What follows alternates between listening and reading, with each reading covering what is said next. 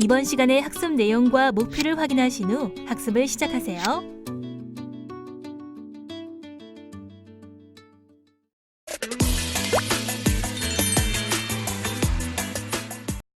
이번 시간에는 신재생 에너지 관련 법규에 대해서 알아보도록 하겠습니다. 태양광 발전 시스템 관련 법규는 크게 이제 두 가지 법규로 나뉘어지고요. 신재생 에너지와 관련된 법규와 이제 전기 관련된 법규로 구성됩니다. 그래서 이제 신재생 에너지 관련 법들은 신에너지 및 재생에너지 개발 이용 보급 촉진법 그리고 저탄소 녹색성장 기본법이 신재생 에너지 관련 법이고요. 전기관계 법규로는 전기사업법, 전기공사업법, 그리고 전기설비 기준 및 전기설비 기술 기준의 판단 기준으로 구성됩니다.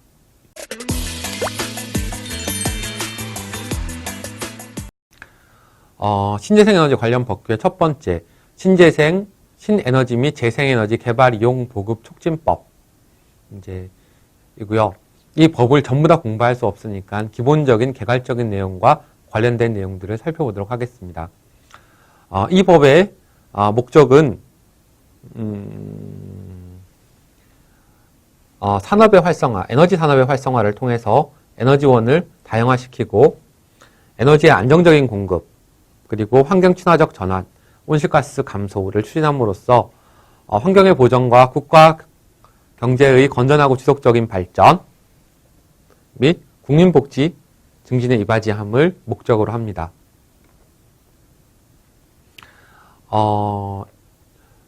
2조 정의에서 한국은 이제 신재생 에너지가 어떤 것들이 이제 신재생 에너지다라고 법에서 정하고 있는데, 신에너지와 이제 재생에너지. 신에너지는 이제 수소, 연료전지, 석탄, 액화가스, 그리고 이제 중질잔사유 가스, 이제 가스화 에너지. 이렇게 세 가지가 신에너지고요. 그 다음에, 재생에너지는 태양, 풍력, 수력, 해양, 지열, 생물자원, 바이오, 폐기물. 이렇게 됩니다. 보통 이제 우리나라는 이렇게 해서, 신에너지 3개와 재생에너지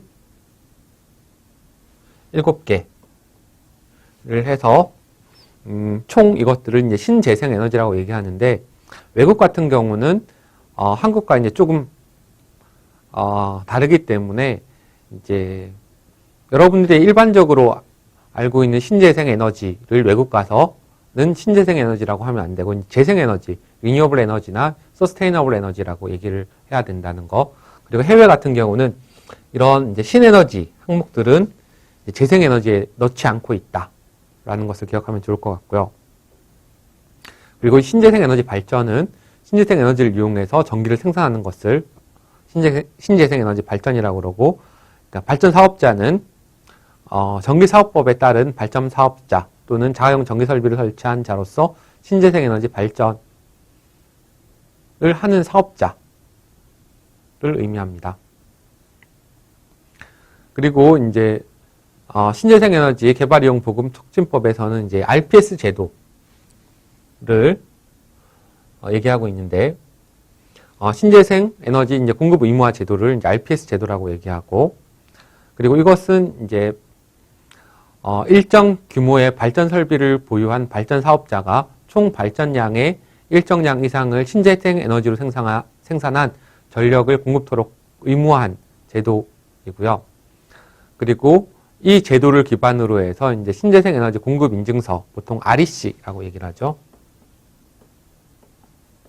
REC를 받아서 태양광 발전을 했을 때 SMP, 그러니까 한전으로부터 전기 가격을 받고, 그리고 신재생 에너지 공급 인증서 REC로 팔아서 이제 다시 이제 돈을 벌게 되는데, 결국 이제 산업통상자원부 장관이 신재생 에너지를 이용한 에너지 공급에 대한 증명을 해주는 신재생 에너지 공급 인증서를 발급해 주는 그런 내용입니다.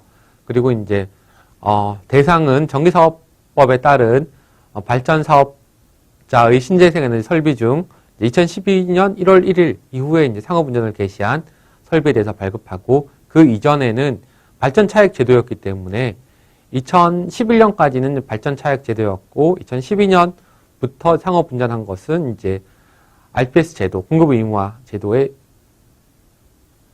제도에 속한다라고 생각하면 좋을 것 같습니다.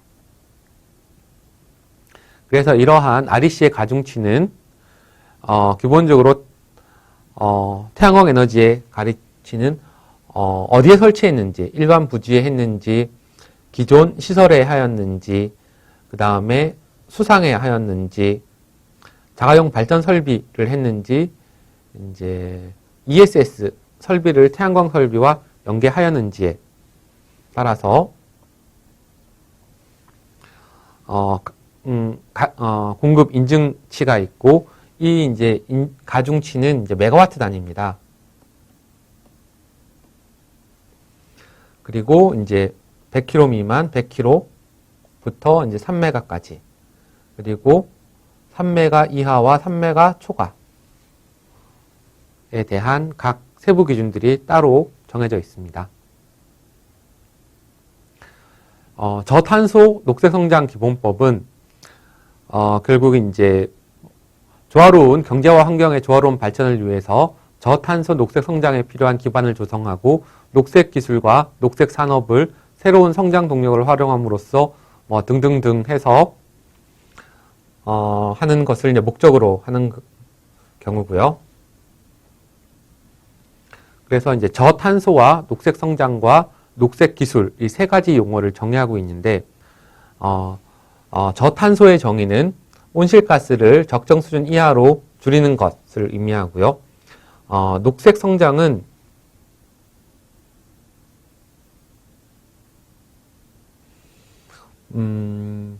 경제와 환경이 조화를 이루는 성장을 얘기합니다. 그러니까 이제 환경 파괴를 하지 않는 경제 성장 정도로 생각하면 좋을 것 같고요.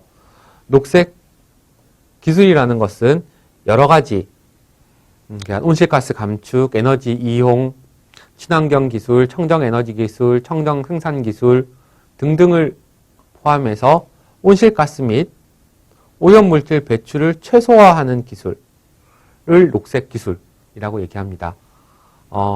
태양광은 온실가스나 오염물질이 거의 없기 때문에 당연히 녹색 기술에 포함되는 것이고요. 그리고 녹색 산업, 녹색 제품, 녹색 생활, 녹색 경영은 결국 녹색 산업은 녹색 성장을 이루기 위한 산업, 녹색 제품은 온실가스 및 오염물질 발생을 최소화한 제품, 녹색 생활은 온실가스 오염물질 최소화하는 생활, 녹색 경영은 온실가스 환경오염을 최소화하면서 사회적 윤리적 책임을 다하는 경영을 얘기하는 것이죠. 그리고 지속 가능한 발전은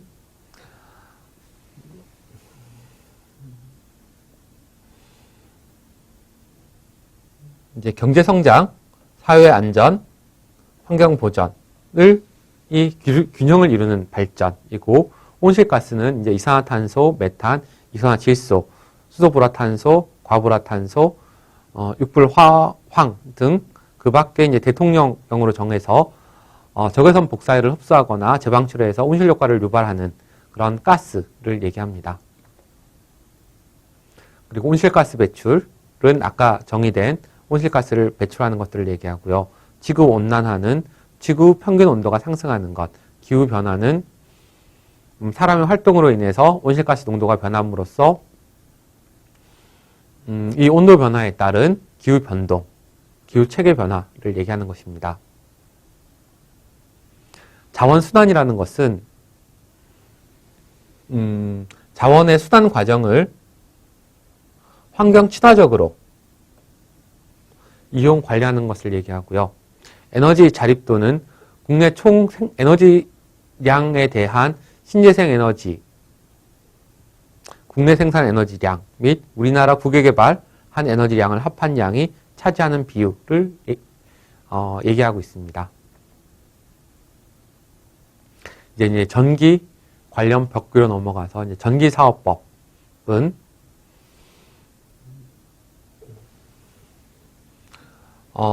일단은 이 법의 목적은 전기사업에 대한 기본 제도를 확립시키고 경쟁을 촉진해서 건전한 발전 그리고 이익, 전기 사용자의 이익을 보호해서 국민 경제 발전에 이바지함을 목적으로 합니다. 결국은 이제 전기 사업에 대한 기본적인 제도를 확립한다라고 생각하면 됩니다. 그래서 항상 모든 법에는 이제 정의가 나오는데 전기 사업, 전기 사업자, 그리고 발전 사업, 송전 사업에 대한 정의가 있고요.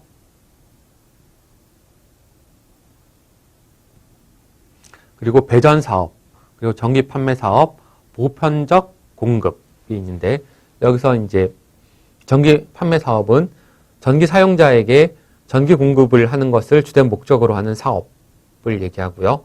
보편적 공급이라는 거는 그러니까 그러니까 전기를 사용하는 국민이 언제 어디서나 그러니까 적정한 요금으로 전기를 사용할 수 있도록 전기를 공급하는 것을 말합니다.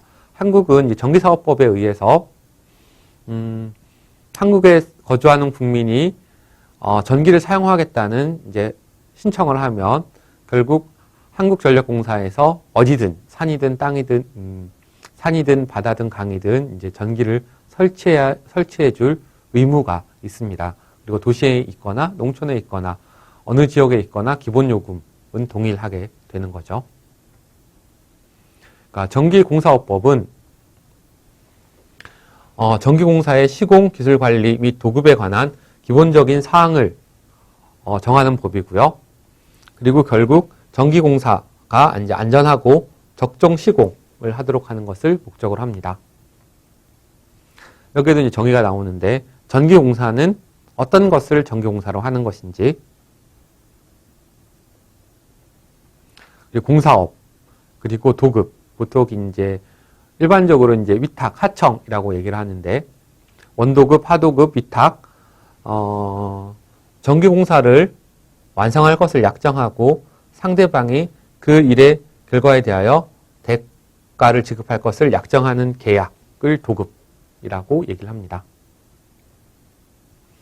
여기서 이제 제일 중요한 거는 이제 전기 설비 기술 기준과 이제 그 판단 기준인데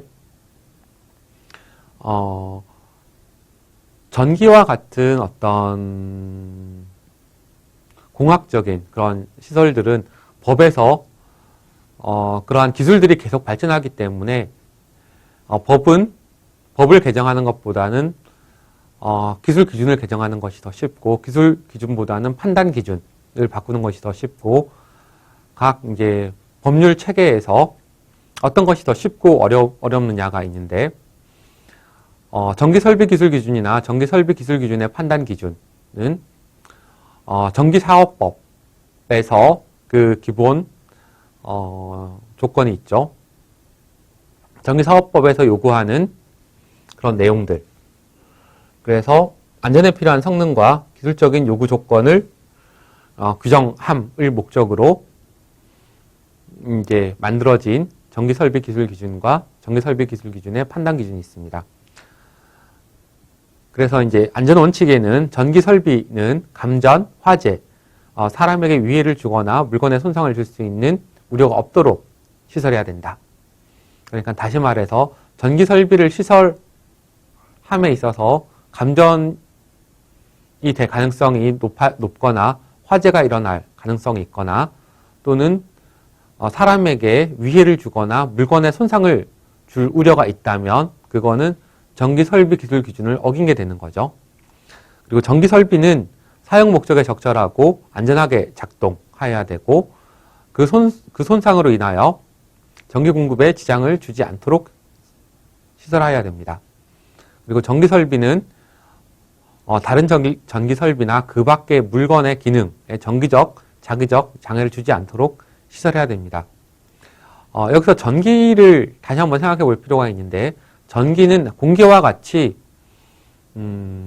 내가 잘못 사용하거나 내가 어떤 일을 했을 때 다른 사람에게 영향을 줄 수 있거든요.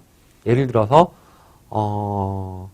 전기 설비가 고장이 나서 과전류가 흐르면 그러면 나와 같이 이제 전기를 공급받는 라인은 그 상위 차단기가 차단되기 때문에 나 이외의 주변 사람들이 이제 전기를 공급 못 받는 피해를 받게 되죠. 그렇기 때문에 전기는 공공성이 있고 그런 공공성을 유지하기 위해서 한국전력이나 안전공사나 모든 기관들이 이제 노력하고 있습니다. 그리고 이제 각 용어에 대해서 정의를 나오는데 이제 발전소의 정의 중에 태양전지에 대한 정의가 있고요. 그러니까 예를 들어서 이제 전기설비 기술 기준의 발전소가 되려면 이 발전소 정의에 나와 있어야 그게 이제 발전소가 되는 거죠. 그다음에 변전소에 대한 정의, 그리고 전선, 그리고 전로, 그다음에 전선로에 대한 각 정의들이 나와 있습니다. 그리고 연접 인입선,